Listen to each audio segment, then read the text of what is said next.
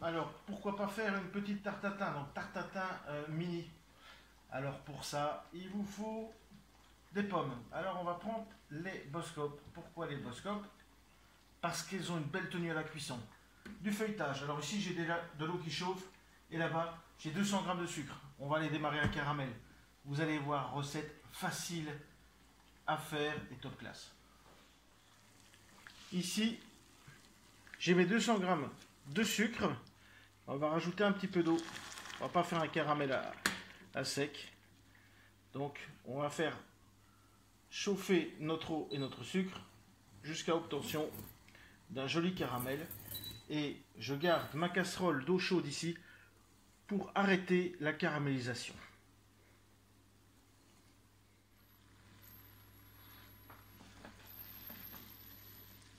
Donc là on commence à voir le caramel, on n'y est pas encore, hein. Il faut l'arrêter au bon moment.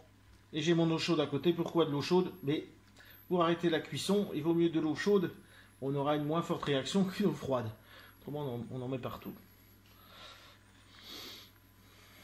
Donc voilà, là il faut bien surveiller parce qu'on veut quand même un joli caramel qui est déjà une belle couleur ambrée et pas un caramel noir qui est aussi immangeable parce que c'est pas bon un caramel brûlé. Et là on commence à avoir vraiment cette jolie couleur caramel. Donc je vais déjà arrêter pour commencer ma casserole parce que de toute façon ça continue à chauffer. Comme ça on peut vraiment bien le gérer. Faut pas avoir peur. Bon, si vous avez peur de vous faire du mal, vous prenez un couvercle que vous mettez devant vous et vous mettez l'eau. Vous voyez? Heureusement que c'est de l'eau chaude. Je vais remettre un petit peu d'eau.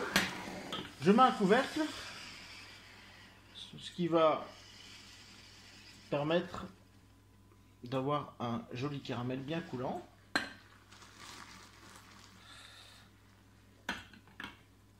Ce caramel, on va le déposer dans des petits godets. Moi j'ai pris des petits godets en alu. Si vous avez des ramequins en terre, c'est très bien aussi.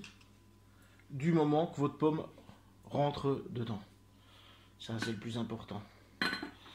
Allez, on va remettre un petit peu d'eau quand même. Voilà. Quitte à le faire recuire un chouïa. Manière d'avoir quand même... Donc là, on peut le recuire un petit peu, jusque tant qu'on n'évapore pas toute l'eau qu'on y a rajoutée. Il n'y a pas de souci, je veux dire, ça ne va pas recaraméliser.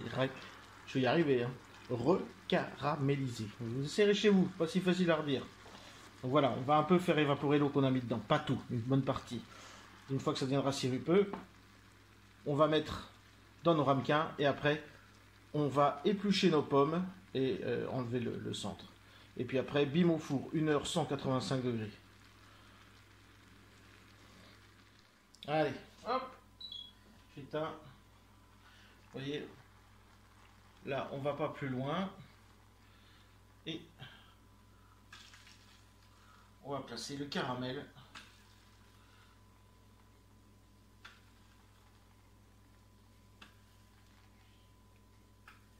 Dans nos ramequins. Comme ceci. Donc un bon demi-centimètre. Un bon, hein. Voilà. Maintenant, épluchage des pommes. Donc voilà, jolie pomme épluchée. Et on va la déposer comme ceci. Là, je vais préchauffer mon four. J'achève d'éplucher mes pommes et bim. Voilà.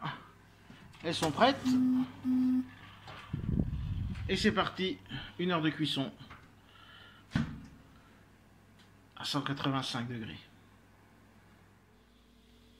Voilà, les pommes ont cuit. Vous voyez, c'est toujours bien de le mettre sur une plaque hein, parce que le caramel a débordé, mais par contre ça a bien confit nos pommes. Et vous voyez, il ne faut pas hésiter à un petit peu appuyer dessus. Donc une petite heure de cuisson. Et voilà, le feuilletage. Donc ici, on ne l'a pas fait nous-mêmes, ça sera pour une autre fois.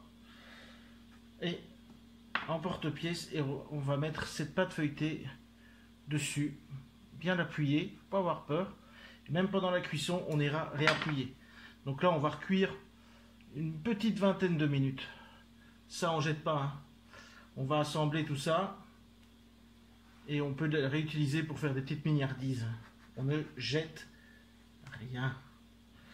Voilà, je fais ça, nos petits cercles, et c'est reparti, même température au four.